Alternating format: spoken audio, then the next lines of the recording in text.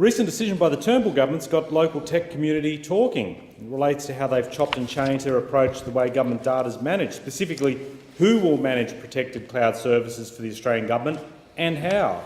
For some time, Australia has been able to proudly rely upon local cloud service providers supplying those services to government. The framework set in stone for a while, even in the face of repeated questioning by local providers wanting to check they wouldn't be caught off guard by sudden policy shifts. And let's face it, that's a constant threat when dealing with this government.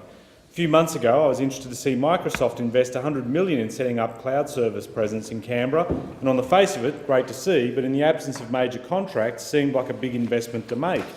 Then a few weeks later, it became clear why. The Turnbull government decided to award Microsoft permission to house data in newly classified protected services, or so it seems. It would be fair to say this has caused some shock, not because of Microsoft, they're a great company and I've supported their work around things like skills development, but I'm interested in the Turnbull government shifting the goalpost and impacting local companies. The same Turnbull government that once yammered on about driving local innovation only gives it lip service when it comes to the crunch. There are a stack of serious questions the Turnbull government has to answer about this seismic policy shift. Specifically, is Microsoft providing a public cloud to government or protected cloud services?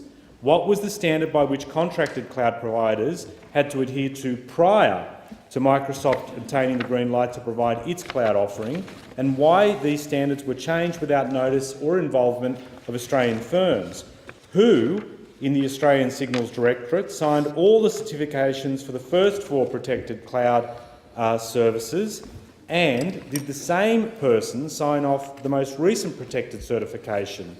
At the time of the last certification, was the person who signed the first 4 still in the same role? Does the ASD take the view that a public cloud cannot be classified as a protected cloud? Last week, the government's cybersecurity guru Alastair McGibbon told Estimates Microsoft staff have access to the cloud system that hold protected data if they have Australian government security vetting agency clearances. So, how many clearances have been issued to Microsoft staff that are not Australian citizens or who are not based in Australia?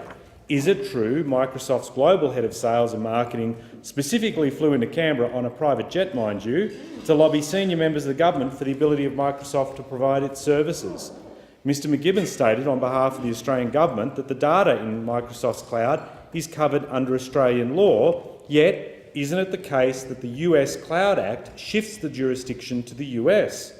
What assessments were made by the ASD regarding legal sovereignty of the data housed in foreign clouds?